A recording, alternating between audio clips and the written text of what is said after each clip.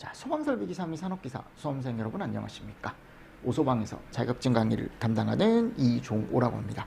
자, 이번 시간에 저희 이제 원론, 저희 이제 복주머니 특강 뒤쪽에 남아있는 내용을 또 정리를 해보도록 하겠습니다. 자, 저희가 이제 앞쪽에서 이제 건축물에 대해서 했고요. 이제 오늘은 이 두 가지를 비교할 겁니다. 그죠? 이게 또 시험 문제가 나오죠. 그러니까 요즘 목조 건물이 없잖아요. 그러니까 목조 건축물이라고 하면 좀 예전 건물 빼고는 요즘은 다 요 건물이죠, 요 건물. 그죠? 근데 둘만의 특징이 있다라는 겁니다. 그래서 목조 건물의 특징이 있고, 그리고 내화 건물의 특징이 있고, 그죠? 그럼 목조 건물 같은 경우는 일단 요걸 보셔야 돼. 진행 과정. 그래서 뭐가 있다, 처음에? 원인이 있습니다. 그러니까 이 원인이라는 게 뭐예요? 불이 난 어떤 원인이 있다라는 거죠. 근데 이게 나무가요, 여러분들 중요한 게 뭐냐면 처음에는 이 과정을 거친대요. 그러니까 처음엔 불꽃이 나요, 안 나요? 안 나요. 그러니까 여러분들이 나무를 태워보시면 알겠지만 처음에는 그냥 혼자 시뻘겋게 되는, 약간 시뻘겋게 되는, 불꽃은 아직 일어나지 않고요. 그러다가 이제 점점 온도가 오르고 산소가 더 들어가면 그때 이제 뭐 하게 되는 거예요? 이쪽으로 넘어가는 거죠. 그래서 얘를 거친다라는 거. 아셨죠? 그리고 나서 발화로 이어지죠. 그리고 성장기, 최성기, 거쳐서 연소 낙화 또는 낙하라고 얘기합니다. 그러니까 이게 뭐냐면 자체적으로 건물이 무너지면서 불이 꺼진다라는 거예요. 왜냐면 건물 자체가 이게 다 목조다 보니까 불이 나고 이제 시간이 지나면 어떻게 될까요? 건물이 붕괴가 됩니다. 붕괴가 되면서 폭삭 주저앉는 거죠. 그죠? 그러면서 자체적으로 뭐가 되더라? 여기 진화가 되더라. 진화가 되더라. 됐나요? 그리고 특징이 고온 단기예요. 뭐라고 여러분들? 고온 단기. 그러니까 얘는 건물 자체가 다 뭐다 보니까 가연물이다 보니까 온도도 급격하게 오릅니다. 대신에 시간이 금방 끝나죠. 이런 식으로 된다 그랬죠. 그래프가. 여기가 시간, 온도. 온도가 미친 듯이 올랐다가, 그죠? 시간도 금방 끝나요. 여기 30분 내외에 끝난다 그랬죠. 그래서 온도가 1100도에서 한 1300도까지 올라가요. 최성기 온도가. 그죠? 그리고 이런 형태를 나타나더라. 처음에는 실내에서 불이 나다가 나중에 실외로 불이 붙는 옥내출하와 옥외출하 형태가 있는데, 옥내출하 형태는 기본적으로 이제 불 안쪽에서 나는 거, 불이. 옥외출하는 바깥쪽에서 눈에 이제 보이는 거, 이런 것들이 있고, 화재 원인, 화염이나 열의 접촉, 비화, 그죠? 복사열, 뭐 이런 것들이 있대요. 요거 잘 보실래요, 요거? 15% 이상이면 수분 함량이 불이 안 붙는답니다. 그러니까 일정만큼 물이 젖어 있는 목재는 타지 않는다. 근데 그 퍼센트가 몇 프로다? 15%다. 이런 것들. 자, 그럼 내화 건물은 우리 앞에서 봤죠? 똑같습니다.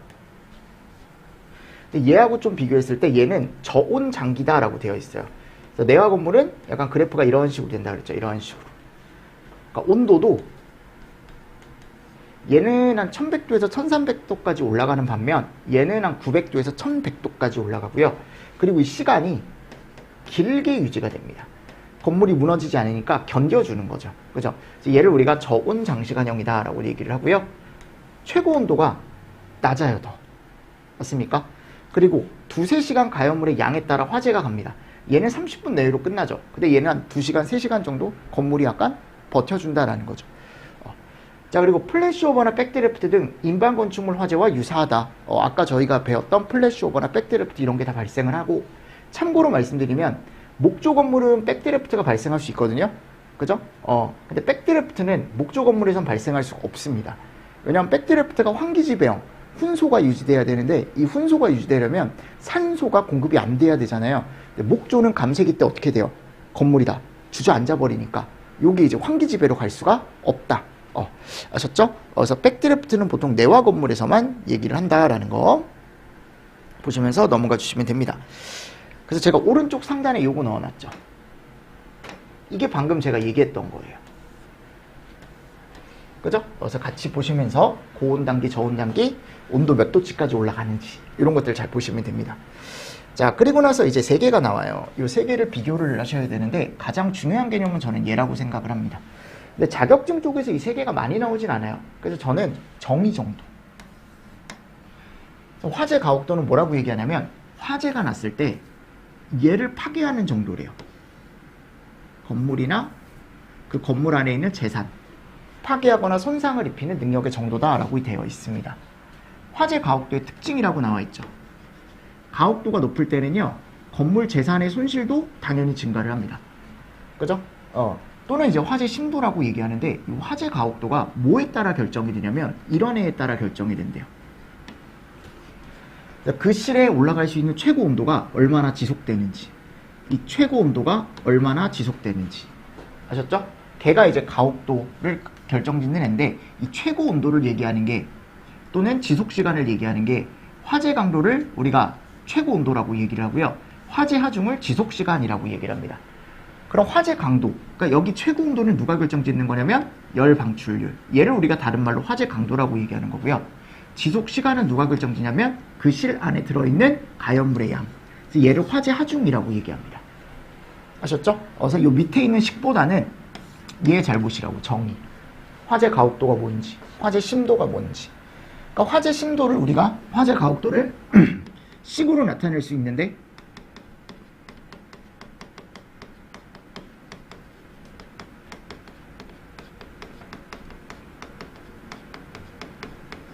이렇게 나타낼 수 있다는 거 아셨습니까? 네, 오케이. 자, 됐습니다. 자, 그리고 나서 밑에 가보면 하나하나 나오죠. 화재 하중. 자, 얘는 아까 제가 뭘 얘기한다라고 했냐면 면적당 가연물의 중량. 그래서 바닥에 놓여있는, 어떻게 보면은 가연물들의 중량을 화재 하중이라고 얘기합니다. 그래서 얘를, 가연물이 엄청 많을 거 아니에요. 여러 개가 있을 겁니다. 하나만 있는 건 아니겠죠.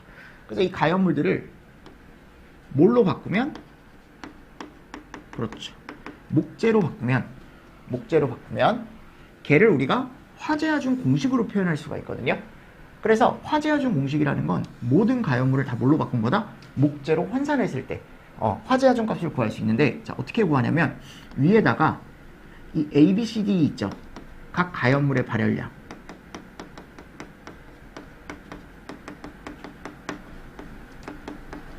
얘를 넣습니다. A 가연물, B 가연물, C 가연물, D 가연물 아셨죠? 자, 그리고 나서 밑에 목재의 발열량을 넣어요. 얘가 정해져 있다 그랬죠. 몇이에요? 4,500. 식목일 생각하면 된다 그랬죠. 식목일, 4월 5일. 그죠? 식목일 생각하면 됩니다. 자, 그리고 여기다가 꼭 얘를 나눠줘야 돼요. 아셨습니까? 그래서 이 가연물의 발열량은 가연물의 무게를 주고 가연물의 열량을 줄 거예요. 그래서 얘네를 이제 A 가연물이면 얘를 따로 주겠죠. 그죠? 그럼 A 가연물 구하고, A 가연물 구하고, 그리고 B 가연물 또 줄 거예요. 요거를. 그럼 걔를 또 구하고 해서 총 합한 걸 위에다 넣어주시면 돼요. 됐습니까? 자, 그리고 목재. 이건 고정되어 있는 값이고요. A 문제에서 줄 겁니다. 해서 구했을 때 거기서 화재하중이라는 게 나온다라는 거죠. 그리고 화재하중은 얘를 결정합니다. 그럼 지속시간을 결정하기 때문에 걔가 이제 화재 크기를 결정한다라고 되어 있는데, 이 양이 많으면 많을수록 얘가 당연히 지속시간은 길어지겠죠. 왜냐면 가연물의 양이 10kg 있는 거하고 30kg 있는 건 당연히 30kg 있는 쪽이 지속시간이 더 길 수밖에 없겠죠. 그죠? 그리고 화재 규모를 판단하는 척도고, 도서관이나 서고가 뭐가 큰 장소래요? 하중이 큰 장소랍니다. 그죠? 이런 것도 같이 보시면 좋다. 자, 다음 이제 화재 강도. 자, 화재 강도는 열 축적률, 최고 온도를 얘기합니다. 그 실에 올라가는 최고 온도. 그죠? 그래서 화재 강도가 뭐를 결정짓는다? 최고 온도를 결정짓는다. 그래서 이 화재 강도와 하중 두 가지가 같이 녹아있는 게 아까 얘기했던 화재 가혹도. 제일 중요한 게 저는 화재 가혹도라고 항상 얘기를 합니다. 그래서 아셨죠? 그래서 각각에 대한 정의, 그리고 화재 하중은 아까 계산 문제 정도 좀 해결을 해주시면 대부분의 문제를 다 맞추실 수 있을 겁니다. 자, 그리고 나서 이제 건축 쪽인데 공간적 대응과 설비적 대응이라는 게 나와요. 먼저. 그죠? 우리가 여기를 이제 이 북쪽에서 보는 건데요. 건축방화 쪽에서. 자, 공간 대응은 이 세 개가 있다 그랬죠. 뭐 사지선다기 때문에 이것도 나온 적이 있다. 도대회. 그죠? 그래서 대항성이라는 건 건물의 성능을 좋게 하는 거예요. 가장 적극적인 거고 내화 성능을 갖게 하는 거죠. 건물 자체를. 그리고 회피성이라는 건 재료를 좋게 하는 거예요. 그래서 내장재를 불연화한다. 마감 재료를 불연화한다. 도피성이라는 건 피난 공간을 만들어주는 거죠. 그죠? 요거 헷갈리지 않게 세 개 정리하시고 얘를 보조해주는 애들이 요런 애들. 설비적인 거. 대표적인 게 소화설비가 있죠. 그죠? 그래서 건물을 짓고 나서 그 건물에다가 내가 불을 끄는 소화설비 이런 걸 설치하면 얘가 공간 대응을 보조해주는 개념이 되는 거죠. 그죠? 자, 그리고 나서 이제 내화 구조와 방화 구조 이 차이를 아셔야 되는데, 자, 먼저 내화 구조는 화재를 견딜 수 있는 성능을 가진 구조래요. 그리고 뭐가 가능하대요? 재사용이 가능하다. 이 내화 구조로 꼭 해야 되는 게 요거. 건물의 무슨 구조부? 주요 구조부. 아셨죠? 그래서 건물의 주요 구조부가 내기바보 지주.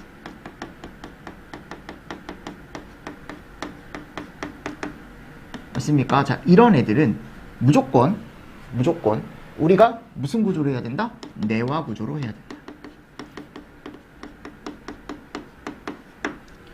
아셨죠? 그래서 여기에 갔을 때 이 주요 구조부는 항상 견뎌야 되고 재사용이 가능해야겠다. 내화 성능이 요구하는 조건은 이런 거래요. 차열성, 차염성, 하중 지지력 뭐 이런 것들 한번 읽어보시고 주요 구조부 종류는 암기하셔야 됩니다. 그리고 내화 구조가 뭔지 알고 계셔야 되고, 그리고 나서 이제 방화 구조라는 게 나와요. 자, 얘는 뭡니까? 화염의 확산을 방지하는 성능. 얘는 견디는 게 아니고 약간 방어? 견디는 것보다 약간 방어하는 성능? 이런 것들을 가진다라고 되어 있고요. 재사용이 불가능하다라고 되어 있어요. 재사용이 불가능하다라고 되어 있고, 자, 연소할 우려가 있는 구조, 요건 이제 어디에 나오는 거냐면 우리가 소방법에도 나오고 하는 내용이기 때문에 한번 그냥 보시면 좋죠. 그래서 1층에서 6m, 10m 이상 떨어지도록 규정을 한대요. 그 이유가 뭐냐면 6m 미만이면 이게 1층일 때 여기가 너무 가까우면 두 개가 서로 뭐 할 수 있다? 연소할 우려가 있다. 맞습니까? 그래서 6m 미만일 때 우리가 연소할 우려로 보기 때문에 얘를 띄어라라는 겁니다. 2층 이상일 때 10m 이상 띄어라. 요거는 나중에 이제 법 같은 데서 또 나오니까 그냥 한번 읽어보시고 넘어가 주시면 되고, 자, 다음 가보면 이런 얘기가 나와요. 방화구획. 이름이 뭐라고요? 방화구획. 그래서 우리는 건물을 얘를 해야 돼요. 방화구획을. 그래서 어떻게 하냐면 면적별로 할 수도 있고요. 용도별로도 할 수 있고요. 그죠? 또는 층별로도 할 수 있고요. 등등등등. 그래서 내가 일정한 면적의 어떤 바닥 면적이 있으면 얘를 이렇게 끊어준다 그랬죠. 이렇게. 여기 하나, 여기 하나, 여기 하나, 여기 하나. 다 무슨 구획을 하는 거냐면 방화 구획을 하는 거예요. 그럼 방화 구획을 하면 좋은 게 뭐냐면 여기서 불이 나면 이쪽으로 불이 옮겨가요? 못 옮겨가요? 못 옮겨갑니다. 못 옮겨가요? 못 옮겨가요. 맞습니까? 그래서 기본적인 방화 구획이 되게 중요한 거거든요. 그럼 이 방화 구획을 면적별로 끊는데 우리가 10층 이하일 땐 우리가 자동식 수화 설비가 설치가 안 돼 있을 땐 1000제곱마다. 이거 제가 꼭 보시라 그랬어요. 자동식 수화 설비가 설치돼 있으면 3000마다. 그래서 몇 배 완화를 해주는 겁니까? 이거 3배 완화를 해주는 거죠. 3배. 3배. 그죠? 자, 11층 이상일 때는 자동식 수화 설비가 없으면 200. 자동식 수화 설비가 있으면 600. 이것도 3배. 자, 11층 이상인데 마감재가 불연재로 되어 있대요. 그럼 어떻게 되는 겁니까? 이것도 3배. 500에 1500. 그죠? 그리고 층별은 몇 층마다 하고, 뭐로 이제 우리가 구획을 하냐면 내화 구조의 바닥벽. 그럼 이게 갑종이 아니고 이 바뀌었죠? 안 바뀐 게 하나가 있네요. 얘로 구획을 해줘야겠죠? 그리고 자동 방화 셔터. 그죠? 이렇게 되어 있죠. 네. 제가 바꾼다고 바꿨는데 하나가 안 바뀌었네요. 이렇게 이런 것들로 구획을 해줘야 된다 라고 나와 있습니다. 자, 그리고 이제 피난에 대한 건데, 피난에 대한 것도 많이 나오진 않는데 그냥 읽어보실 필요는 있죠. 그래서 뭐라고 되어 있냐면 피난이란 안전한 장소로 이동하는 행위다 라고 되어 있고요. 피난 동선은 수평과 수직 동선을 구분을 하고 단순한 형태로 해야 되고 반대 방향으로 다수의 출구와 연결이 되어 있어야 되고 2개 이상의 방향으로 피난할 수 있어야 되고 갔을 때 안전한 장소로 구획되어 있는 곳으로 도망갈 수 있게 해야 된다. 읽어보시고요. 볼 거면 요거. 특히 요 2가지. 풀프루프와 페일세이프라는 게 있대요. 그래서 우리는 풀프루프라고 하면은 그림, 색채를 이용해서 내가 무지한 상태에서 즉 내가 지금 혼란한 상태에서도 저쪽으로 나가야 되는구나를 바로 알 수 있는, 그죠? 그래서 대표적인 게 이제 유도등 같은 거, 그죠? 그리고 간단 명료해야 되고요. 요거 잘 나와요. 고정 설비여야 된대. 그러니까 피난기구를 막 여기저기 이동할 수 있는 게 아니고 내가 한번 사용할 거면 그냥 고정된 장소에서 그쪽에서만 사용할 수 있게 고정되어 있는 설비로 설치를 해줘라 라고 되어 있고요. 페일세이프는 뭐냐면 실패해도 안전하다. 즉 내가 혹시 이쪽으로 나갔을 때 그쪽으로 피난이 안 되더라도 다른 쪽 하나의 출구가 또 있어야 된다라는 거고, 또 내가 상용전원 220V를 사용하다가 220V가 끊기더라도 비상전원이라는 게 돌아서 그 설비를 사용을 할 수 있어야 되고, 이런 것들이거든요. 즉 실패해도 안전해야 된다. 그죠? 그래서 2방향 피난, 뭐 안전구획, 이런 것들. 그러니까 내가 피난하더라도 다른 한쪽에 또 안전구획된 곳이 있어야 된다라는 거고, 손실 최소화라는 게 있는데 여기다가 전원, 이런 것도 전원인데 무슨 전원을 구비해야 되냐면 비상전원. 이런 것들에 대한 구비도 다 페일세이프다. 그리고 나서 안전구획에 대한 설정이라는 게 나오는데 이것도 제가 그림으로 예전에 그려드렸죠. 뭐 여기가 화재실이면 내가 여길 나가면 처음에 복도가 나온다. 그리고 또 나가니까 부속실이 나왔대요. 또 나가니까 여기 계단이 나왔대요. 그럼 이런 건물에서는 여기가 불이 났을 때 어차피 여기는 다 뭐가 돼 있으니까 방화구획이 기본적으로 돼 있거든요. 그럼 내가 여기서 나갔을 때 여기가 1차 안전한 구획, 2차 안전한 구획, 그죠? 3차 안전한 구획이라고 얘기를 한다 그랬죠. 만일 부속실이 없으면 계단실이 2차 안전구획이 되는 겁니다. 이런 것도 나와 있고요. 자, 그리고 피난 본능. 이 도망가는 본능, 사람들이. 귀소 본능은 뭐예요? 익숙한 길로 간다라는 거죠. 항상. 그죠? 태피 본능은요? 불반대로 도망간다라는 거고요. 읽어보십시오. 지광 본능은요? 불빛을 따라간다라는 거죠. 그죠? 좌의 본능은요? 일반적으로 오른손잡이는 왼쪽으로 도는 게 일반적이래요. 그래서 뭐가 없다 그랬어요, 제가. 이런 거 없다 그랬죠? 추종 본능은 뭐예요? 앞 사람을 따라가는, 그죠? 피난층은 직접 지상으로 통하는 출입구가 있는 층을 피난층이라고 얘기한답니다. 맞습니까? 네, 이런 내용이 들어가 있고요. 자, 그리고 사람들이 도망가는 피난로 형태라고 나와 있는데 제가 가장 좋은 것과 가장 나쁜 거 2가지 암기해두라고 말씀드렸습니다. 그래서 X형과 Y형 피난로가 보장이 되는, 그러니까 요거는 그림도 보셔야 되고 앞에 이름도 보셔야 돼요. 아셨죠? 그림도 보셔야 되고 이름도 보셔야 돼요. 얘가 가장 안 좋다 그랬죠. 패닉 현상이 일어날 우려가 있는 피난로의 형태다라고 제가 말씀을 드렸습니다. 이 정도 여러분들 정리를 조금 해주시면서 넘어가 주시면 됩니다. 자, 그리고 나서 이제 오른쪽에 위험물이 나와요.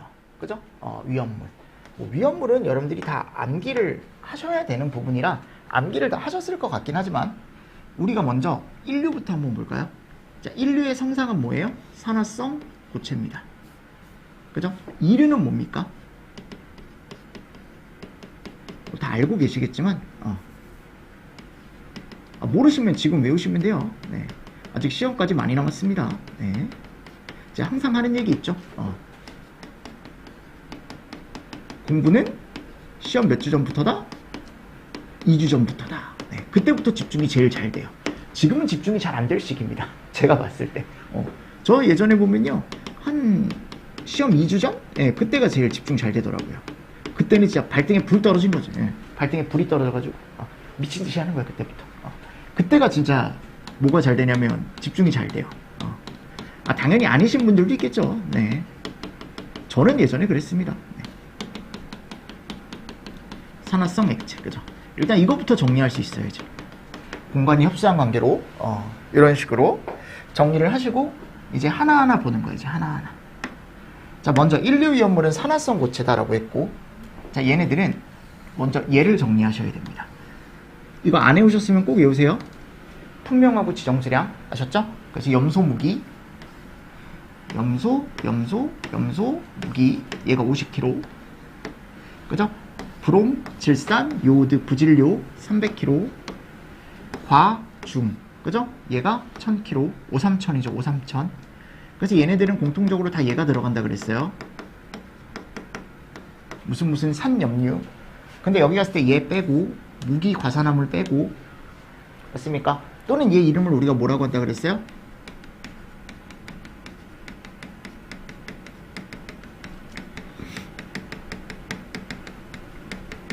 그렇죠. 이렇게 얘기한다 그랬죠. 맞습니까? 그래서 얘네들의 성질은 보십시오. 무기화합물이고 불연성 물질, 특히 요거 자신은 타지 않습니다. 대신에 남한테 산소를 퍼주는 애들이라 그랬죠. 그래서 여기 나와 있죠. 그리고 조연성, 지연성 물질이다 라고 되어 있고요. 본인 안에 뭐가 포함되어 있어요? 산소가 함유되어 있습니다. 그리고 무기과산화물은 물과 반응하면 산소가 나오기 때문에 절대 얘는 뭐 하면 안 된다? 주수하면 안 된다. 맞습니까? 꼭 알고 계십시오. 그리고 가열, 충격, 마찰에 의해 분해가 되고요. 대부분의 위험물은 다 비중이 1보다 커요. 그리고 물에 녹는 것이 많대요. 조회성을 가진 게 많대요. 그래서 조회성을 가진 거 대표적인 게 질산염류라는 게 있습니다. 뭐 이렇게까지 나오지 않으니까 그냥 이런 게 있다. 위험성은 산화의 위험성이 있고, 무기과산화물은 물과 접촉하면 산소가 발생하고 발열을 한대요. 절대 주수하면 안 됩니다. 요거 포인트로 잘 보시라고 제가 예전에도 말씀드렸어요. 그죠? 뭐 산화되기 쉬운 물질이고 화재 위험에 멀리할 것, 가연물 및 분해성 물질과의 접촉을 피할 것, 습기에 주의하고 밀폐 용기에 저장할 것. 여기 갔을 때 계속 요거 나오죠. 물기. 그죠? 그래서 얘는 소화 방법. 요게 포인트입니다. 대량으로 주수를 합니다. 대부분. 아셨죠? 근데 뭐는 제외? 얘는 제외. 왜냐면 얘는 뭐가 나오니까? 산소가 나오고 발열을 하다 보니까. 그래서 건조사를 이용해 뭐한다? 질식 소화한다 라고 되어 있죠. 그죠? 이런 게 이제 나와 있고요. 자, 다음 보겠습니다. 이제 이류위험물이죠. 이류위험물은 이름이 뭐다? 가연성 고체. 자, 이 가연성 고체는 황화린, 정린, 유황, 황적 유가 맨 위에 있고요. 그리고 철, 금, 마. 그죠? 그리고 인고. 그럼 얘가 1호천이라고 되어 있습니다. 1호천. 1호천이라고 되어 있죠. 맞나요? 그래서 황화린, 정린, 유황, 그리고 철, 금, 마 들어가 있고 인화성 고체 들어가 있다고 그랬어요. 자, 얘는 가연성 고체이기 때문에 얘 자체가 가연물이 될 수 있는 애들이다. 그래서 되게 타기 쉽다 그랬죠. 그래서 낮은 온도에서 착화가 쉽고요. 한 번 착화가 되면 정말 빠른 연소를 해요. 그래서 이연성, 소견성이라는 걸 가지고 자체적으로 유독성이 있는 애도 있고 연소 시 유독가스가 나오는 애들도 있습니다. 맞습니까? 그래서 여기 갔을 때 이런 것들. 철금만은 물과 접촉하여 수소가 발생하기 때문에 주수하면 안 된다. 환원성 물질이니까 남한테서 산소를 뺏어올 수 있는 애들이니까 아까 1, 2하고 붙으면 되게 위험하겠죠. 그죠? 그리고 비중이 1보다 크다. 대부분. 인화성 고체는 인화점이 40도 미만이기 때문에 그만큼 상온 이상에서 쉽게 증기가 발생할 수 있다라고 나와 있죠. 자, 위험성에 얘가 낮대요. 연소 속도가 빠르겠죠. 그죠? 발화점이 낮으니까요. 산화제약 혼합 시 폭발. 금속분은 분진 폭발의 우려가 있다. 분말은 그죠? 금속분, 철분, 마그네슘은 산도 나와 있지만 우리가 보통 얘기했을 때 이 물을 중심으로 보시면 돼. 물을 중심으로 했을 때 다 뭐가 발생한다? 수소. 그래서 절대 뭐 하면 안 된다? 안 된다. 맞습니까? 그래서 여기 갔을 때도 다 비슷한 얘기입니다. 네, 읽어보시고요. 자, 얘를 중심으로 또 정리를 하셔야겠죠. 요거. 자, 항상 유황과 정리는 주수가 가능하다. 황화린은 3황화린, 5황화린, 7황화린이 나오지만 3황화린만 주수가 가능하기 때문에 얘는 그냥 크게 주수가 안 된다라고 정리해 가셔라 라고 제가 말씀을 드렸습니다. 그리고 철금마, 이거 주수 안 됩니다. 다시 한번 정리하십시오. 자, 인화성 고체는 물에 의해 주수 소화한다 라고 되어 있어요. 즉 주수가 되는 게 유황, 정린, 인화성 고체 이렇게 세 개밖에 없어요. 무슨 말씀인지 아시겠습니까? 오케이. 자, 이렇게 정리를 하시고 난 다음에 우리는 다음 갔을 때 이제 몇 류 이온물이 나와요? 3류 이온물이 나오죠. 그럼 이 3류 이온물은 조금 쉬었다가 제가 또 정리를 해드리도록 하겠습니다. 아셨죠? 네. 이렇게 하시면 되겠죠. 그래서 위험물 쪽은 어차피 여러분들이 암기를 좀 하셔야 되는 부분이라 제가 이렇게 마무리를 좀 하고요. 여러분들 이번 시간도 수고 많으셨습니다. 수고하셨습니다.